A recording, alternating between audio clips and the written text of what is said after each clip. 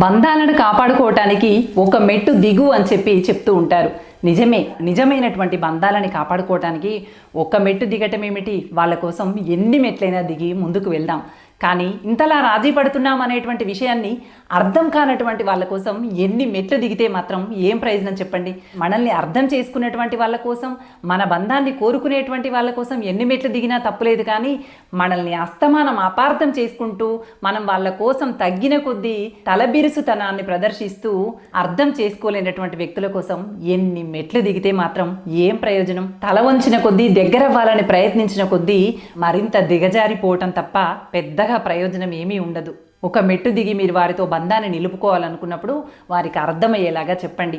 నిర్లక్ష్యంగా పట్టుదలగా నేను ఉండగలను, కానీ బంధాన్ని నిలుపుకోవాలనుకున్నాను కాబట్టి నీకోసం ఎన్ని మెట్లు దిగైనా వస్తున్నాను, అంతేకాని నన్ను నేను దిగజార్చుకోవటానికి కాదు అని అర్థమయ్యేలాగా